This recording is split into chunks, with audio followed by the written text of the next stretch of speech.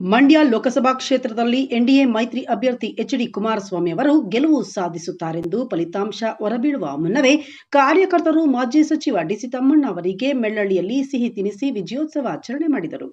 ಮದ್ದೂರು ತಾಲೂಕು ಮೆಳ್ಳಳ್ಳಿ, ಕೆಪಿದೊಡ್ಡಿ, ಮಣಿಗೆರೆ ಗ್ರಾಮಕ್ಕೆ ಭೇಟಿ ನೀಡಿದ ಸಂದರ್ಭದಲ್ಲಿ ಜೆಡಿಎಸ್ ಮತ್ತು ಬಿಜೆಪಿ ಕಾರ್ಯಕರ್ತರು ಹಾಗೂ ಕುಮಾರಸ್ವಾಮಿ ಅಭಿಮಾನಿಗಳು ಮಾಜಿ ಸಚಿವ ಡಿಸಿ ತಮ್ಮಣ್ಣ ಅವರಿಗೆ ಸಿಹಿ ತಿನಿಸಿ ಅಭಿನಂದಿಸಿ ಶನಿವಾರ ಸಂಜೆ 5 ಗಂಟೆಯಲ್ಲಿ ಸಂಭ್ರಮಿಸಿದರು.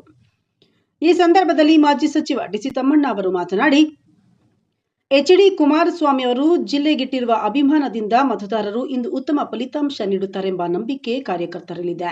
ಹಾಗಾಗಿ ಕಾರ್ಯಕರ್ತರು ಈಗಾಗಲೇ ವಿಜಯೋತ್ಸವವನ್ನು ಆಚರಣೆ ಮಾಡುತ್ತಿರುವುದು ಕ್ಷೇತ್ರದಲ್ಲಿ ಕಂಡುಬರುತ್ತಿದೆ.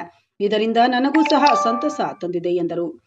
ಇದೇ ವೇಳೆ ಜೆಡಿಎಸ್ ಜಿಲ್ಲಾ ಗೌರವಾಧ್ಯಕ್ಷ ಎಚ್.ಎಂ. ಮರಿಮಹದೇಗೌಡ, ತಾಲೂಕು ಕಾರ್ಯಾಧ್ಯಕ್ಷ ಮಾದನಾಯಕನಹಳ್ಳಿ ರಾಜಣ್ಣ, ಗ್ರಾಮ ಪಂಚಾಯಿತಿ ಮಾಜಿ ಅಧ್ಯಕ್ಷ ಕರಿಯಪ್ಪ, ಸದಸ್ಯರಾದ ತಿಬ್ಬಯ್ಯ, ಮುಖಂಡರಾದ ಕೆಎಲ್ ಶಿವರಾಮು, ಕೆಟಿ ಸುರೇಶ್, ಮಣಿಗೆರೆ, ಕೆಪಿದೊಡ್ಡಿ ಮುಖಂಡರು ಹಾಜರಿದ್ದರು.